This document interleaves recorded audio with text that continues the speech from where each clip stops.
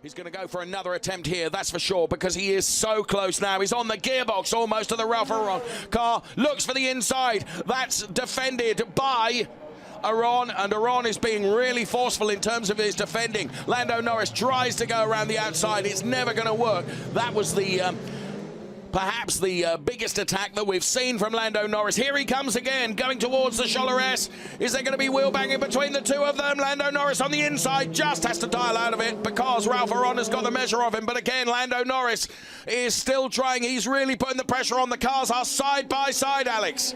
Yeah, exactly. Now he has the really inside line, so this looks really good for Lando Norris when this allows JQ to approach them. Final lap of the race, second race of the season. Who's going to win this one? Side by side they go.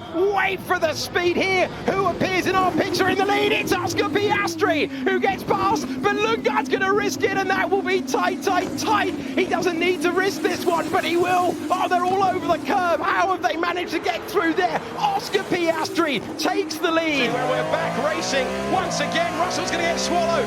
First by Hulkenberg, and now with the car that we're on board with, Russell could find himself down in third position. They're 3 wide down the iconic main straight at Monza, and Akin has gone from third to first. He's now defending. Hulkenberg has to come out of it, and Russell's going to try and retake the lead around the outside, but it's Akin the big winner at the virtual safety car restart. It's still Akin with the lead, but for how much longer?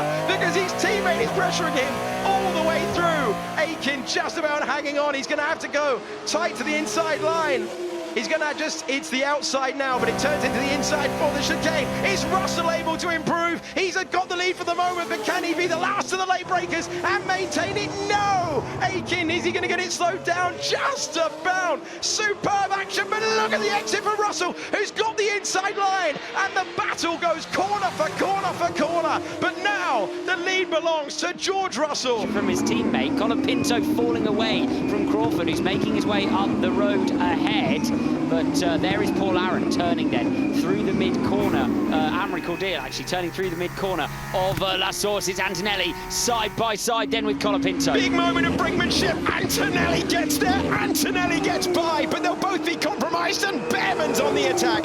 Antonelli was brave to force his way past Colapinto. That was nearly a big moment at this corner, and then a few laps later, Antonelli getting by and staking his claim to move up to 6th. Yeah, lovely stuff from Antonelli.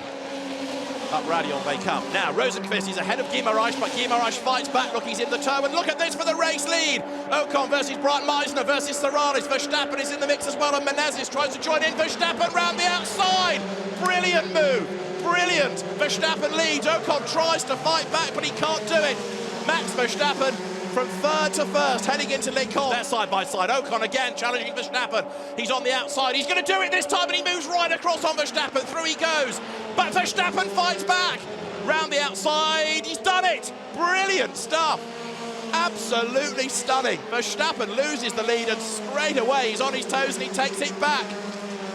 Which way is Hadjar going to go? He's going to have to go round the outside. Ushijima covers that off. Going to be brave round here. He backs off, lets Ushijima come through, but he sticks with him coming through Cops. Now onto the approach of Maggis and Beckett's going side by side. This is going to be brave from Hadjar. He can't find a way through. He's lost a little bit of time coming through Maggis and Beckett's, but once more under DRS, he's able to close up. Ushijima aggressively defending that inside line. Hadjar swoops round the outside into Stowe. Can he keep it on the tarmac? Yes, he can. Surely, with that technical final sector, Alex Albon will be able to hang on. So these corners could decide the race. Leclerc's got to get the better exit out of turn 7. Albon will know it. He opens the line. He's Albon knew it. Oh, he's hit him. They make contact. The leading pair collide on the final lap of the race, and he's got slight damage, but Albon's driving on his mirrors now. He's trying to cut off the line. He's trying to maintain the victory, and Leclerc's all over the tyre marbles. Yes. It's absolutely unbelievable. They're dueling for the race win, and Leclerc's got the inside line.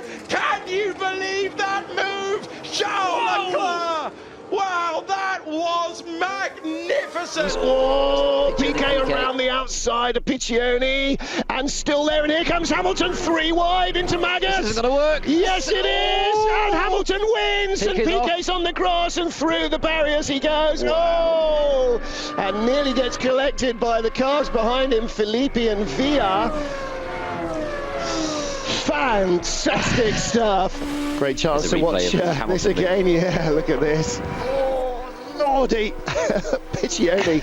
Do you know, I've seen Piccioni in the PK role there in British Formula 3. I'm sure he's had that where he was across the grass in the rain. Traditionally, of course, is where that happens.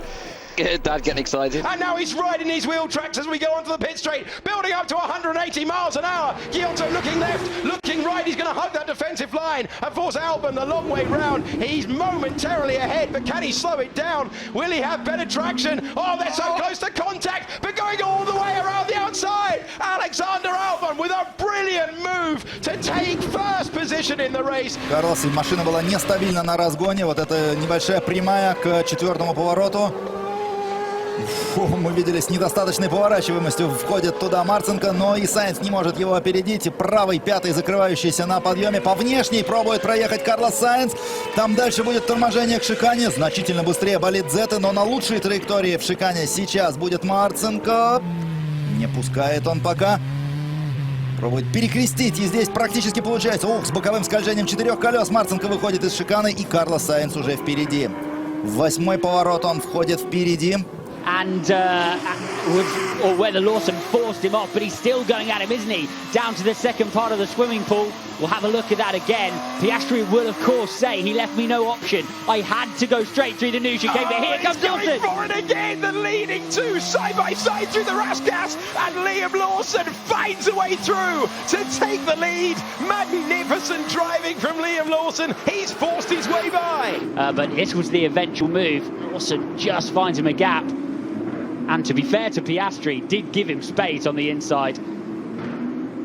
Piastri knows that he's a championship contender this year, so is Liam Lawson, and they're aware that this is going to be a long season, all the way into December.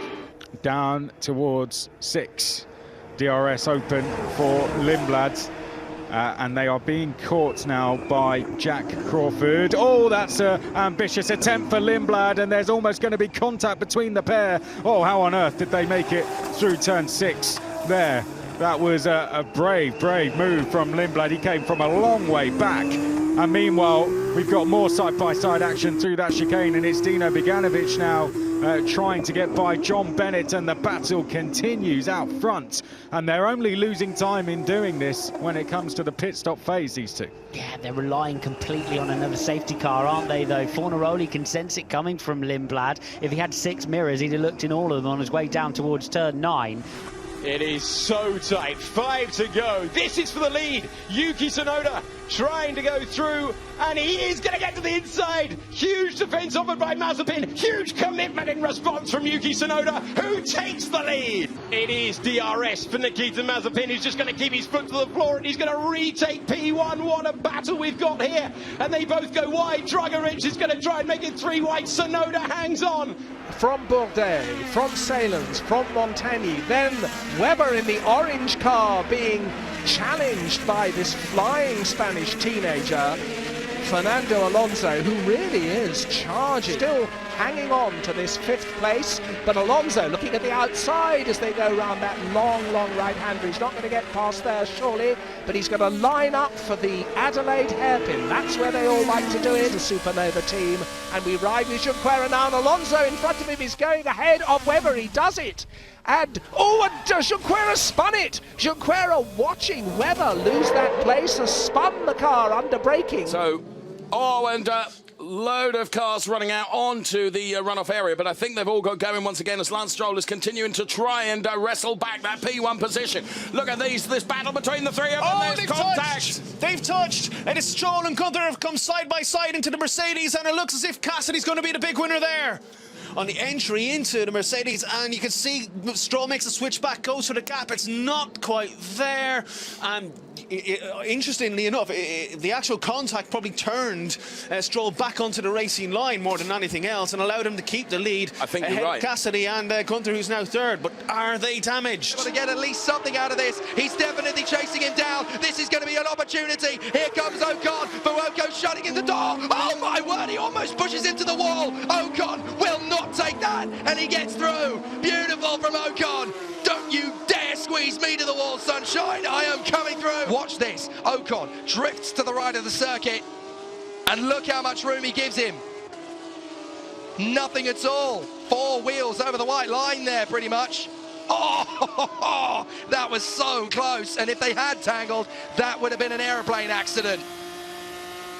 Watch again from Ocon. Plenty of speed, plenty of draft. He tucks up to the right. Here we go. And look, no room at all. And they almost tangle. It's the comparison for these drivers to come out in front of or behind. There he is. Oh, it's going to be close. It's going to be very close between the two Prema cars. And remember that tyre temperature problem. Antonelli and Bearman, oh, they're nearly making contact into Massenet. The two teammates, Antonelli scrambling for track position, trying to get the tyres into the window. This is the last corner. Oh, it's super close. I've never seen a car go so tight to the wall and try and find their way by. Still they fight, corner after corner. These two drivers bound for Formula One, and Bearman gets by. That was Rizia. That was Rizia, one of the FMS cars. On board with Nico Hulkenberg. Are we live now? A little bit hard to tell. No, this is again first corner. I wanted to see this a little further back from Hulkenberg because I think he got really whacked up against the pit wall by somebody from the start.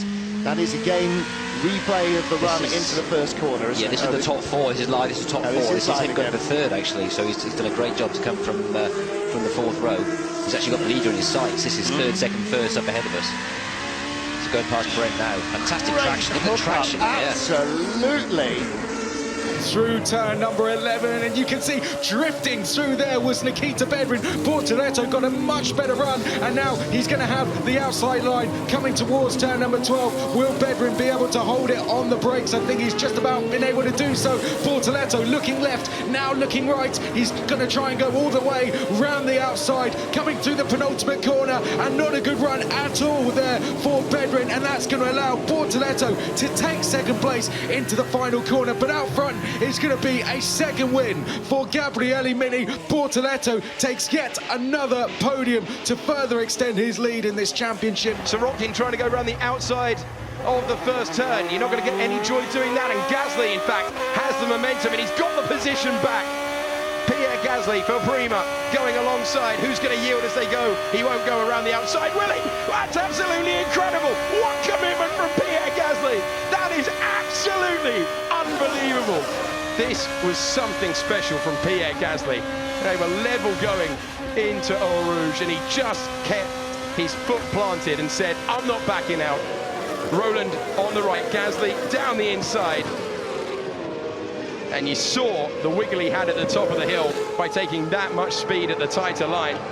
There's Franco Colapinto behind. He will get the DRS open half a second back. He's pretty close, but is he close enough to be able to get alongside into the braking zone? It looked like a bit of a mistake from Paul Aron, and will he be punished for it? I think so. Colapinto round the outside, and he's alongside through Tamburello and steals the race lead away from Paul Aron. What a move from the Williams Junior. But Aron to the inside line. We're going to have to commit to the outside, and then brakes really late down the outside, got the overspeed. Is he all the way on? Yeah, keeps a wheel on the white line.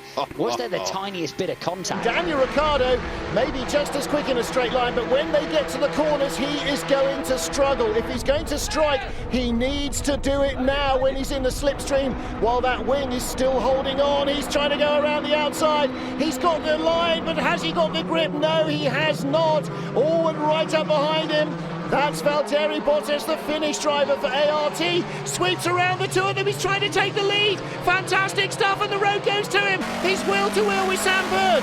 On board with Daniel Ricciardo as the lead just changes so slowly. Poor Sam Bird, Valtteri Bottas got right by him. Great example of the fantastic toe, and here we go again, Abe coming back on Alguersuari, but unfortunately it's the wrong side. But in Abe's mirrors, there's something right behind him. They are not alone, Kelvin, and it's Sergio Perez!